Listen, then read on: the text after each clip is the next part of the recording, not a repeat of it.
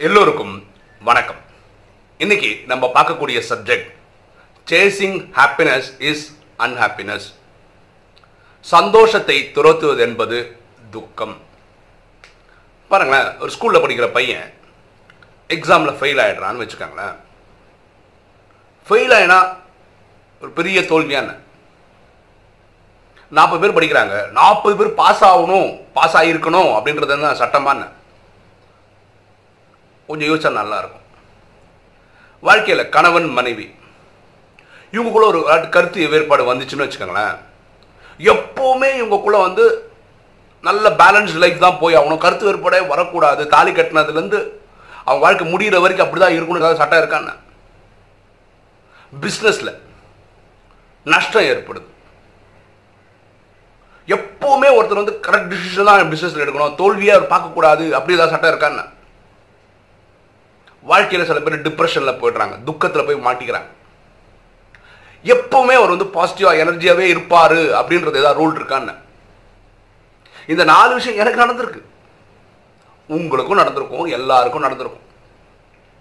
நான் 4th standard வரைக்கும் ஹிந்தியும் எடுத்து படித்தேன். எங்கள் வீட்டில் சொல்லிக் கொடுக்குறதுங்க அப்பா அம்மாவுக்கும் தெரியாது, எனக்கும் தெரியாது. ஹிந்தியில் ஃபெயிலே ஆகிருக்கேன். ஃபெயிலே பார்க்காத பசங்கள்லாம், ஃபார் எக்ஸாம்பிள் இப்போ எனக்கெல்லாம் எப்படின்னா மேக்ஸ்லாம் நல்லா சூப்பராக வரும். நான் 80 மார்க் எடுத்தாவே மேக்ஸில் என்னை பொறுத்தவரை இது ஃபெயில் தான். ஏன்னா எப்பவுமே 90-95 மேலே எடுத்து பழக்கப்பட்டதுனால மேக்ஸை பொறுத்த வரைக்கும் மட்டும் சொல்கிறேன். அது அவங்கவுங்களுக்கு ஒரு பெஞ்ச் மார்க். நல்ல ஃபஸ்ட் ரேங்க் எடுக்கிற பையனுக்கு சப்போஸ் ஏதோ ஒரு காரணத்துக்கு 50 மார்க் எடுத்தான்னு வச்சுக்கலாம், 50 மார்க் ஸ்கூல் பொறுத்த வரைக்கும் பாஸ் தான், ஆனால் அவனை பொறுத்த வரைக்கும் இது ஃபெயில் தான். இப்படி இது எல்லாருக்குமே நடந்திருக்கும். எல்லா கணவன் மனைவிமார்களுக்கும் அவங்க கூட கருத்து வேறுபாடு ஏற்பட்டிருக்கும், அதில் சந்தேகமே கிடையாது. ஒரு 10 வருஷம் 20 வருஷம் கல்யாணம் ஆனானா கருத்து வேறுபாடே வராத ஒரு கணவன் மனைவி பூமியில் இருக்கவே முடியாது. அதே மாதிரி வாழ்க்கையில் எல்லாருமே துவண்டு போயிருப்பாங்க ஏதாவது ஒரு காலகட்டத்தில். அப்துல் கலாம் அவர் கூட சொல்லியிருக்கிறாரு, நான் பைலட் ஆகணும்னு நினச்சேன், அந்த டெஸ்ட் போனேன், ஹைட்டு கம்மியாக இருந்ததுன்னு சொல்லி என்னை ரிஜெக்ட் பண்ணிட்டாங்கன்னு ரொம்ப துக்கத்தை போயிட்டு ஒரு ஆசிரமத்தில் போயிட்டு ஒரு குருஜியை பார்த்ததுக்கு அப்புறம் தான் இன்னைக்கு இருக்கிற பிரசிடென்ட் ஆனார் அவர். அப்போ அவர் ஒரு காலத்தில் அவருன்னு இல்லை, உலகத்தில் எல்லாருக்கும் இது நடக்கக்கூடிய விஷயம் தான். கரெக்டாக பிஸ்னஸ் லாஸ் எப்பவுமே கரெக்டான டிசிஷன் எடுக்க முடியுமா என்ன? பிஸ்னஸ் பண்ண எல்லாருமே எங்கேயாவது ஒரு இடத்துல வாழ்க்கையில் தோத்துருக்காங்க. எங்கே தெரியுமா ஏமாற்றம் வருது? வாழ்க்கை ஃபுல்லாக பர்மனண்ட்டாக சந்தோஷம் இருக்கணும்னு எதிர்பார்க்குறோம் பாருங்க, அங்கே தான் தோல்வி வருது. அங்கே தான் தோல்வி வருது. பாருங்களேன், ஒரு பகல் சூரிய உதயம் ஆயிடுச்சு, அடுத்த நாள் பகல் பார்க்கறதுக்குள்ள ஒரு ராத்திரி போகுது. சரிதானே? ஒரு பிறப்பு, ஒருத்தன் பிறந்தாச்சு. இப்போ அடுத்த பிறவின்னு ஒன்று எடுக்கணும்னா அதுக்கு முன்னாடி ஒரு மரணம் அவன் பார்த்தாகணும். உண்மைதானே? நிலா பௌர்ணமி பார்க்க அழகாக இருக்கு, ஆஹா ஓஹோன்னு இருக்கு, பிரகாசமாக இருக்கு. இந்த நிலாவே இனி ஒரு பௌர்ணமி பார்க்கறதுக்கு முன்னாடி ஒரு அமாவாசை பார்த்தே ஆகணும். இதுதான் வாழ்க்கை. வாழ்க்கைன்றது கண்டினியூஸாக ஹாப்பினஸ்ன்றது தப்பு. புரிஞ்சுக்கிறது நம்ம கிட்ட இருக்க புரிதலில் இருக்கக்கூடிய ப்ராப்ளம். அதனால சந்தோஷத்தை துரத்துறதுன்றது புத்திசாலித்தனம் கிடையாது. எப்பவுமே சந்தோஷம் இருக்கும்னு எதிர்பார்க்கறதும் புத்திசாலித்தனம் கிடையாது.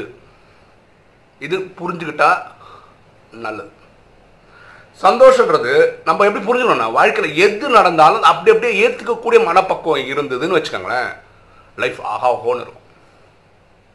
நடந்த விஷயங்கள்ல பாசிட்டிவான விஷயங்கள் என்னன்னு பாருங்க, அப்படி நினைச்சு சந்தோஷப்படுங்க. இதுதான் சந்தோஷத்துக்கு கரெக்டாக இருக்க முடியும். ஃபார் எக்ஸாம்பிள், ஒரு படிக்கிற பையன் 10th ஸ்டாண்டர்டில் ஸ்கூலில் ஃபர்ஸ்ட் மார்க் எடுத்திருந்தா தான் சந்தோஷம்னு வச்சுக்கோங்களேன். அவன் சொல்ல மாதிரியே 10th ஸ்டாண்டர்டில் ஸ்கூல் ஃபர்ஸ்ட் வந்துட்டானே வச்சுப்போமே, அவன் அன்னைக்கு தான் சந்தோஷமா இருக்கான். 10th ஸ்டாண்டர்ட் ஃபுல்லாக படிக்கிற நாட்களெல்லாம் அது நினச்சி நான் கிடைக்குமா நான் படித்த மாதிரி வருவேன், நான் வரமாட்டேன்னா அது ஒரு இது. ஒருவேளை அவன் ஸ்கூல் செகண்டாக வந்தான்னு வச்சுக்கோங்க, அன்னைக்கும் சந்தோஷம் போயிடுச்சு. அது இவனுக்கு அந்த நாள் தான் சந்தோஷம் வந்திருந்தா அதற்கு எல்லாமே நடக்குமா நடக்காதா அப்படி துக்கத்தோடய வாழ வேண்டி இருக்கும். இதே மாதிரி தான் ஒரு வீடு கட்டுறாருன்னு வச்சுக்கலாம், வீடு கட்டி முடிச்சு கிரகப்பிரவேசம் பண்ணால் தான் சந்தோஷம் வரும்னா, வீடு கட்ட இடம் வாங்கும்போது அந்த ஒரு ரூமாக கட்டும் போதெல்லாம் சந்தோஷமே இருக்காது. ஏன்னா எப்படி வருமோ நல்லா நினச்ச மாதிரி வருமோ, கரெக்டாக கட்டுவானா, அந்த டைம்குள்ளே முடிப்பானா, இதே குழப்பம் ஓடிட்டுருக்கும். அதுக்கு பதிலாக டெய்லி சந்தோஷமாக இருந்தீங்கன்னா, நான் அதுக்கு எஃபர்ட் போடுறேன் வரும். பாருங்களேன், நம்ம முயற்சி தாங்க பண்ண முடியும், பலன் வர்ற மாதிரி தான் வரும். முயற்சியை நல்லபடியாக பண்ணலாம். இல்லை தப்பே கிடையாது. இந்த எப்பவுமே ஹாப்பினஸ் அப்படின்னு எதிர்பார்க்கறது புத்தால்தனம் கிடையாது. அதுதான் சொல்கிறோம் இந்த வீடியோவில்.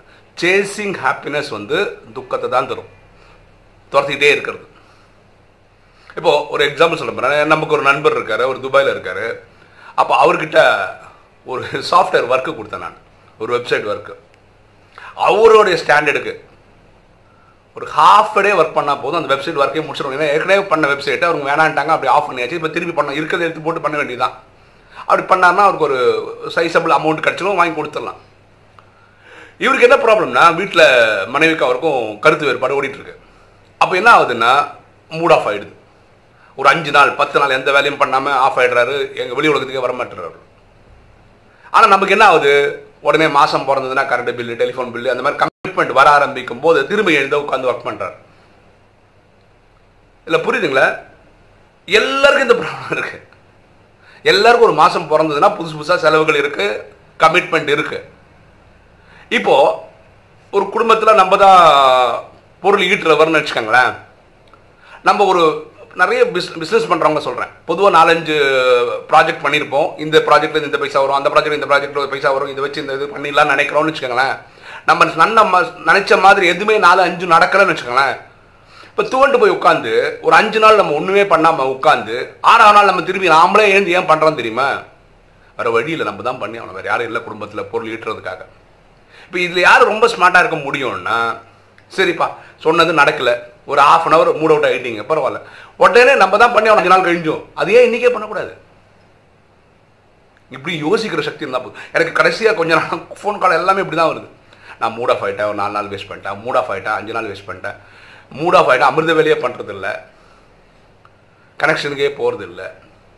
இது அவ்வளோ கரெக்டாகவே இருக்காதுங்க. ஃபர்ஸ்ட் ஆஃப் ஆல் நம்மக்கிட்ட உள்ளுக்குள்ளே எங்கேயோ ஒரு ஆசை இருக்குது, என்னென்னா கண்டினியூஸாக சந்தோஷம் இருக்கணும்னு எதிர்பார்க்கும்.